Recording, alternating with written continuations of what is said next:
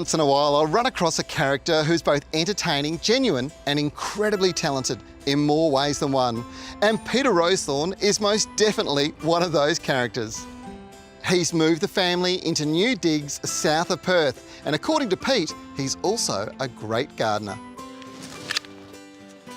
Pete, this is fantastic. Thank you, Trev. I love your garden, it's beautiful. Thank you. You must put so much time into it. I certainly do. I'm just tinkering away here on my rhododendron. Hibiscus. Hibiscus. Yeah. And it is just, you know, it struggled over summer, sure, but it'll come good again. No, but I spend a lot of time out here.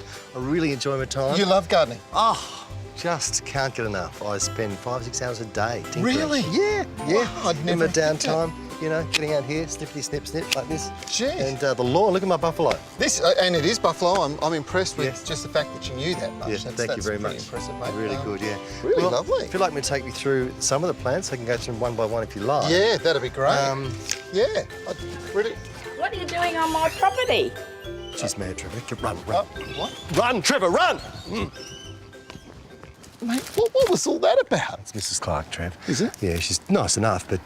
What were you doing in her garden? Well, I was using it as a bit of a buffer zone because I've just moved in, Trev. I'm not 100% happy with my garden. Well, you know, I know in the letter you put through to me that you were talking about these palms. Is this what you're talking about? Yeah, they're not a small palm. They're not small palms, mate. These great big Washington palms, or they're fan palms. I've surveyed the neighbourhood and they're generally hated by everybody. Really? Yeah, including my wife. They're very phallic. Are they? Yeah, and a symbol of your fertility. So I take it you want to rip them out. I might leave them then, Trev.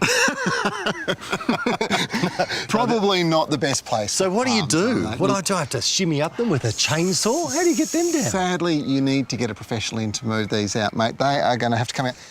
Right, Trev. Now these are the olive trees. Not that popular. They are olive trees, mate. Why are they not popular? You know, they're full of fruit. Yeah, that's great. Yeah, they seem to be fruitful. They're the ultimate water-wise plant. You know, you don't have to water them during the summer, do you, Pete? No, you don't. You don't ever water them once. Not since we've been here. They are incredibly water-wise, and clearly you haven't had to water them, and yet they produce fruit. Yeah. They look fantastic.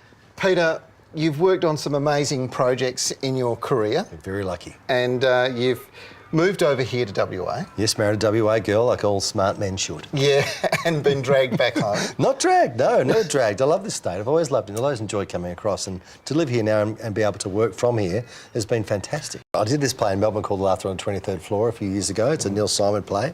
It's about a comedy writer's room in the 1950s on television comedy writing room, based on the people like who wrote for them, like Neil Simon, Woody Allen wrote for them, Mel Brooks wrote for this particular show. So it was, so it's just a really great piece. And I got the lead, and Gary McDonald had the lead in Melbourne Theatre Company when I was doing it. So it's my first big lead. So I'll be forever thankful to Black Swan for allowing me to do it. And when does it kick off? September, all through September it'll be on. Don't want to miss that one, It folks. does. Peter Rowsthorn, thank you so much for having No us in your worries, Trev. backyard, It's mate. been a pleasure, Really thank appreciate it. And Buster, thank you for being so patient. What a beautiful dog. Look at that. It's like a giant.